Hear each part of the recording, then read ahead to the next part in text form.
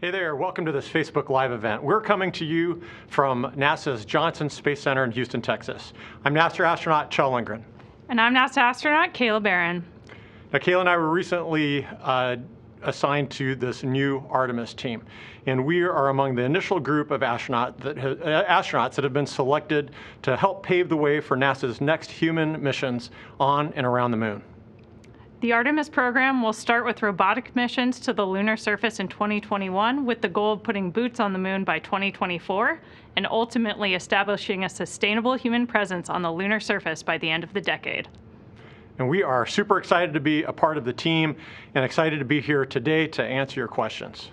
If you have any questions while you're watching, please submit them on social media using the hashtag AskNASA. All right, so let's kick it off with our first question from social media. Let's see, it is, what is Artemis? So Artemis is our next human spaceflight program. We've all heard of Mercury, Gemini, Apollo, Skylab, the Space Shuttle program, the International Space Station. Artemis is our next human spaceflight mission to go to the moon with our first American woman and our next American man, putting boots on the moon in 2024. We are really excited about this opportunity and what it represents for our country and for our international partners. Our next question is, what similarities do you see between yourselves and the Apollo astronauts? I think the Artemis team has a lot of similarities with the Apollo astronauts in that we all have this innate drive to explore.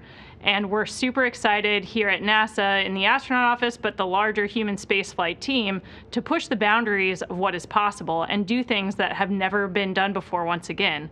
The really cool thing about Artemis is we're going to be learning the technologies and operations capabilities that we need to push even further into the solar system, eventually even exploring Mars. Okay, next question. Let's see, how is this program going to be different from the previous ones? What makes it special? Well, first of all, of course, we had the opportunity to fly to the moon with the Apollo program back in the late 60s and early 70s. And I've seen pictures of it. I'm inspired by what our Apollo astronauts did. But we are going to the moon for this generation. And that is incredibly exciting, especially with all the technologies, the audiovisual technologies that we have now. It's going to be a mission that we get to share with everybody in ways that we couldn't even imagine during Apollo. I think it is special because we are going to the moon as a team. We're going to put the first American woman on the surface of the moon and the next American man. And the plan is to go there with international partners. This is not just an American endeavor, but an international endeavor. We're going there for humanity. And the plan is to not just to go there and plant a flag and then come home. It is to continue to go back there and build a sustainable mission there where we are able to continue to do science and develop resources and learn and explore to prepare for our next great adventure, which is to go on to explore Mars. Our next question is, what are your educational backgrounds?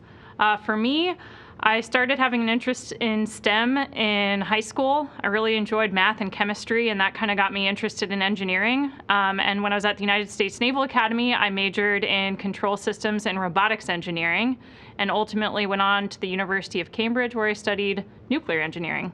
How about you, Kjell? Yeah, so no nuclear engineering for me. So I've wanted to be an astronaut for as long as I can remember.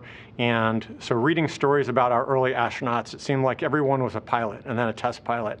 And that certainly is where our early astronauts, where their backgrounds were. So that's the path that I laid out for myself. And I decided if I wanted to be a pilot, then I wanted to go to the Air Force Academy. And so going to the Air Force Academy with the plan to study engineering, I actually, at the Academy, discovered a passion for biology. And so then charted a new path for myself.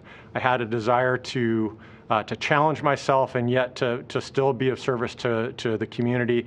And so with this passion in biology, I decided to go into medicine. But I still had that that desire to work with NASA, to work with human spaceflight. And so joining those two things together after becoming a physician and training in emergency medicine, I went on to study aerospace medicine and got a job here at Johnson Space Center as a flight surgeon, as a physician that helps to take care of the astronauts and the crew. And so that's the path that I followed to get to come and work here at NASA. Our next question is, what exciting science will be done on the moon? That's something that I'm really interested in. I didn't have much exposure to the kind of stuff we can do in terms of planetary science and geology until I came here to NASA, but we've gotten to do already just some amazing geology training, and that has really given me an appreciation for what we might discover by exploring more of the moon.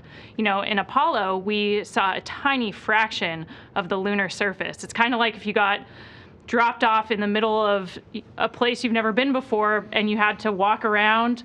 Anything you could reach just by walking is all you'd be able to learn about the planet Earth. And you would just have this tiny little view of what is out there. And so by going to the moon, once again, and putting boots on the moon to explore, we can do some fantastic geology. And I think one thing that really hit me in that geology training was on one of my training events, I was out there with Jessica Watkins, another member of the Artemis team and a member of my astronaut class. And we planned this whole day in the field, walked around, sampled rocks.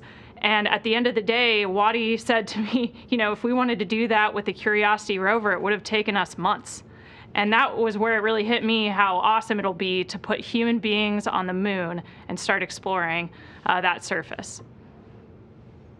All right, so just a reminder that if you want to ask a question, use your favorite social media platform, and it's hashtag AskNASA. Is that right, Kayla? Yep. Okay. Hashtag AskNASA. So the next question is, why did you want to become an astronaut? Well, like I mentioned, I've wanted to be an astronaut for as long as I can remember.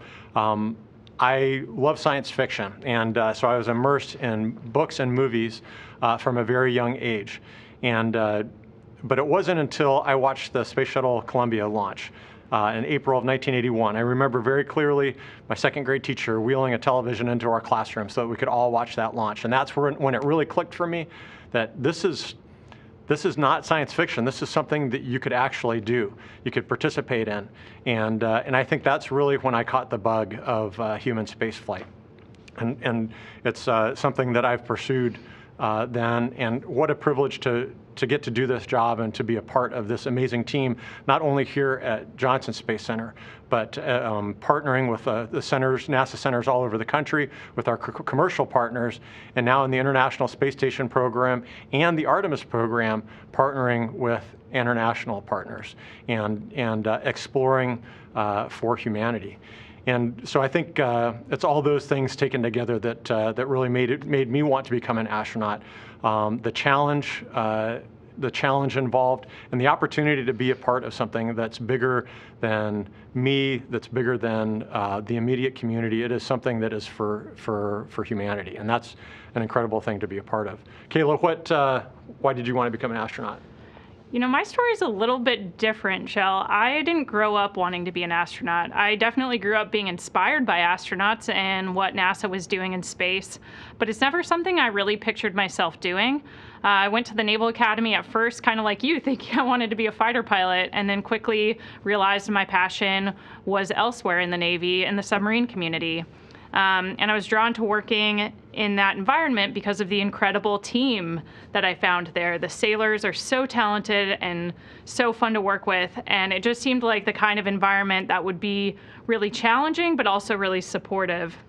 And for me, that proved to be true. The 3 years I spent on my submarine were by far the most developmental years of my life. I was so challenged and really pushed to the brink of my capabilities, but that meant that I achieved more as with my team than I ever thought was possible. And so when I left my submarine, I was kind of thinking, what do I want to do next? I was deciding if I wanted to stay in the Navy and continue on, which I ultimately decided I wanted to do. But during that period, I had the chance to meet an astronaut for the first time. and I was talking to her about her experience aboard the shuttle building the early space station. And I just kept thinking about how similar it was to a submarine. You know, the same things can kill you, the same things can keep you alive, and it takes the same kind of teamwork to succeed. And that was the first time it clicked for me that it's something I might be able to do.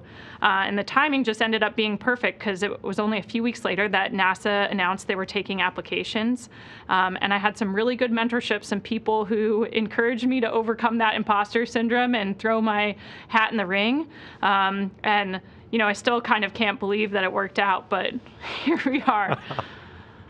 Well, we're excited to have you as a part of the astronaut office and the Artemis team. I'm excited. I know that we use submarines, living and working on submarines as an analog for space flight. So I'm excited for when you actually, when you fly, whether that's the space station or on the Orion capsule going to the moon, to actually get to kind of contrast and compare what those experiences are like. Because it sounds like it's very, very similar. I can't wait.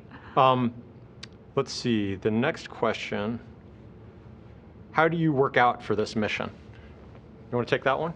Sure. That's something our NASA engineers and our trainers are really working hard on right now. One thing that's different about heading to the moon is on the space station, we have a ton of room, and we've been there for 20 years. So we've had a ton of time to perfect our technology and a ton of opportunity to fly some really good exercise equipment. But in Orion, in the space capsule, we're not going to have much room, and we might be in there for a while. And then as Gateway gets developed, Gateway will never be as big as the space station, so we won't have as much room. And then on the lunar surface, again, especially at first, we're going to be really constrained by the volume of our vehicles. And so right now they're working on basically a flywheel style machine that we could do a variety of exercises on, rowing or different weightlifting movements, some kind of resistance training, and they're just getting ready to test some of those prototypes right now. That's awesome. So let's see, I just want to, we're getting hellos and congratulations from North Carolina, from Greece, France, Scotland, Brazil, Poland, Mexico. Thank you all so much for saying hello and sending your congratulations. We're really excited to have you along on this journey, and we hope that you will continue to tune in and track the Artemis program's progress. So let's see, next question, who do you look up to the most? Wow, that's actually, for me, kind of a tough question. There are so many. I think that you quickly recognize that when you have this opportunity, when you get selected into the astronaut office, you feel very much like you've kind of won the lottery. And then that opportunity to fly in space, to realize that lifelong dream is such a profound moment. But what you really recognize is that getting selected as an astronaut and getting to fly in space is not an individual achievement. It is not something that you achieve. It is something that people help you achieve. And so as I think about that journey that ultimately led to becoming an astronaut and getting to fly on the International Space Station, I think about all of the people that walked alongside me in that journey. So teachers, classmates, mentors, coaches, teammates, and of course, most of all, family and friends. And so in my mind, there is no one specific person that I really look up to. It is that group, that team that helped me achieve this dream. Our next question is, how will your training for Artemis differ from what you've done previously? Some things will be similar. I think our foundational skills as astronauts will continue to apply, but some things will be really unique. You know, we're going to develop a landing system to land human beings on the moon. That'll be a whole new experience, and I'm sure very different from the flying we do around here in T-38s. And we're also going to be modifying how we train for spacewalks. Right now, we train for spacewalks in microgravity. It's less walking and more kind of pulling yourself around with your hands. But we're actually going to be walking on a planetary surface again. And we need to maximize the science we get done in each one of those spacewalks. So we're going to be doing a ton of geology training and really learning how to use the tools we have as the mission develops to get the most out of that time.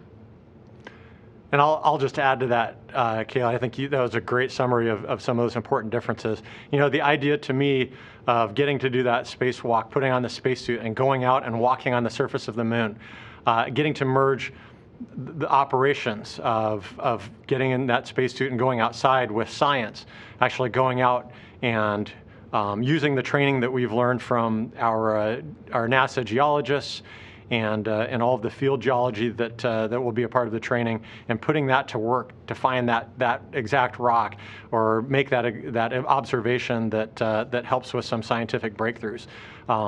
And the idea of training for that, learning the field geology, and then getting to walk in the bottom of our training pool in the neutral buoyancy laboratory in a spacesuit, that is really, really cool. Okay, next one. Let's see.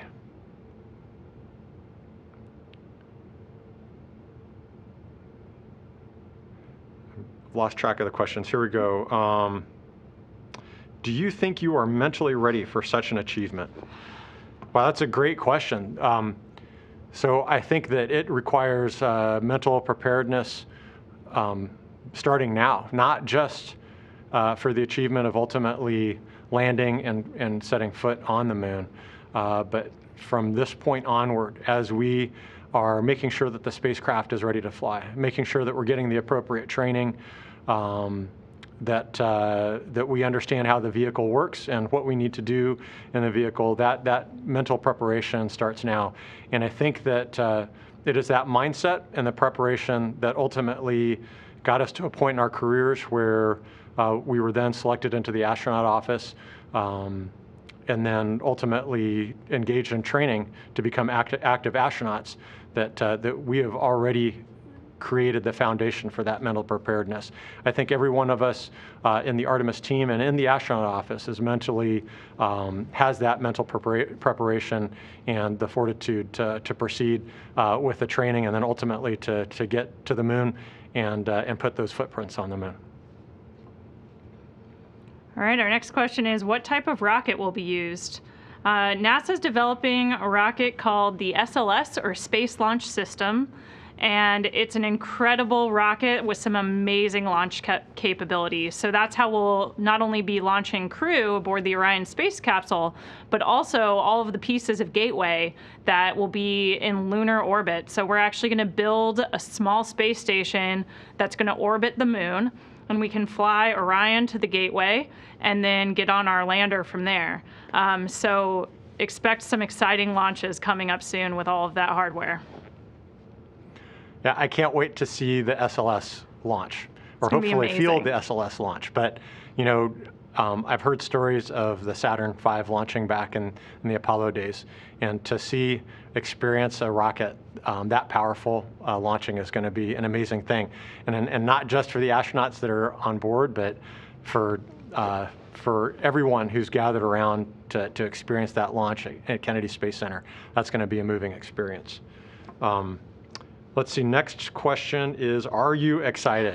I think profoundly excited. And sure. It's hard to explain. I think that there are many times in this job where you have kind of pinch me moments.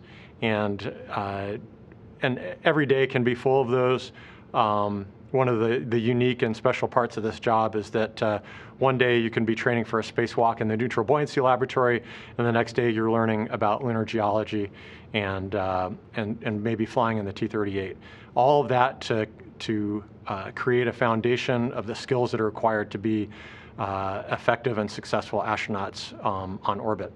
But in each of those opportunities, you know, when you are being lowered into the pool on a platform wearing the spacesuit, or you've just taken off in the T-38 and you're breaking through the clouds and being bathed in sunlight, honestly, when you're walking into our office building and your name is on the door, those are all pinch me moments. And today is one of those highlights of getting to be a part of this Artemis team that is going to embark on this incredible journey for our country and for humanity. We're also getting some more shout outs from around the world, Shell. Romania, Australia, Ghana, Canada, the Netherlands, Sweden, Philippines, Ireland, and Bolivia. And some from closer to home, like Minnesota. Minnesota! Yeah. All right. But it's a great lead into our next question, actually, which is, are we going to the moon with other countries? And the answer is absolutely yes. That's one of the really exciting things about the Artemis program, is this time we're going with our international partners. The space station has really taught us how much more powerful we can be in space when we partner with other nations and bring the best that every country has to bear, whether that's their technology, science, and engineering, or the astronauts themselves. And so we're really excited that we're going to be sharing these achievements with those other nations and with our partners from the other astronaut corps around the world. That is awesome.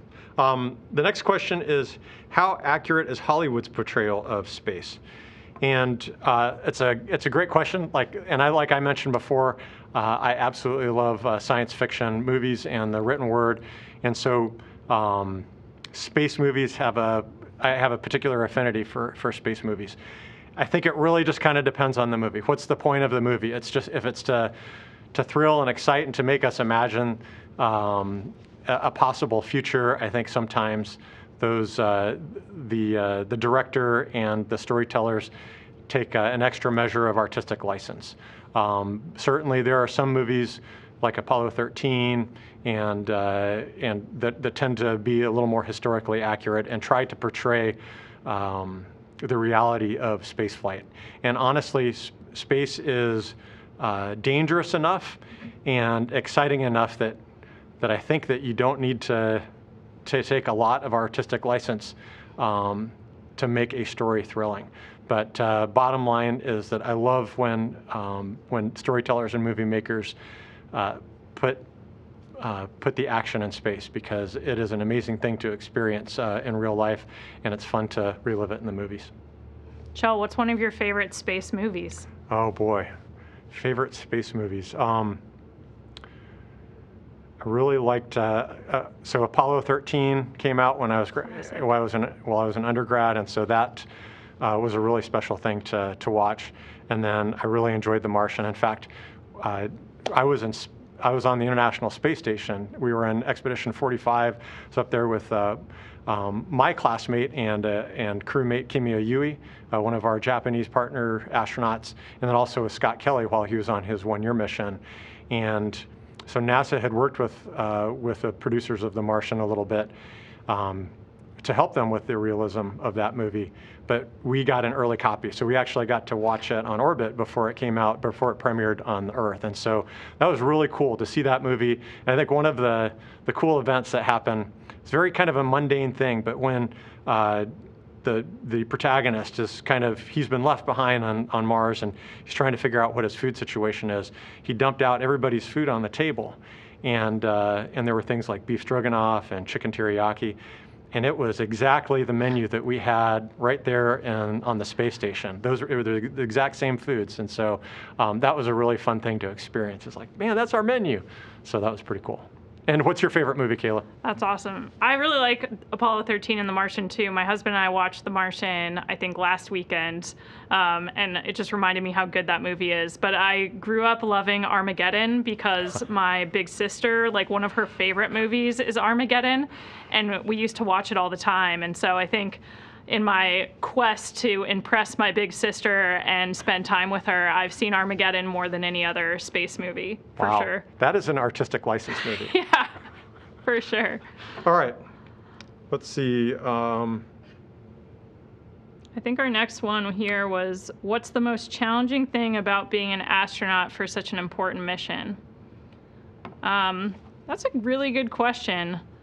I think probably just the preparation. I think we train really hard for these missions so that we're ready for any possible scenario. We try to imagine all of the things that can go wrong and know how to respond. And that's not just the astronauts in the vehicle, that's the ground support team. There are hundreds, if not thousands, of people actively supporting any mission we have in space at any given moment. And so there's a lot to coordinate there, just the human aspect of the communication, the procedures, the technology, and working through that as a team, because those moments in space are precious, and we really want to get the most we can out of them and keep everybody safe. That's awesome. All right, next question. Let's see, no. Oh, will you take a selfie on the moon with Earth in the background? That is a definite yes. For sure. So we'll need to plan so that the astronauts can both be in the picture, because a lot of the Apollo photos are of one astronaut or another, and so they have to set up a selfie stick or something so that they can get that epic picture. The two astronauts, surface of the moon, Earth in the background, and then immediately post that on social media. Let's see, we got a few rolling in here from the audience. One of them we kind of touched on earlier, but the question is, do you have to be a pilot to be an astronaut? And I think Chell and I have proven that the answer to that question is no. Me coming from the submarine force and Chell from the Air Force as a physician. And it's not just the military either. You know, we have people from a variety of walks of life who come into NASA. As long as you study STEM and learn how to work on a team, you will succeed in the astronaut corps. So we have scientists, engineers, educators, doctors, military pilots, and folks from other areas of the military like Chell and I.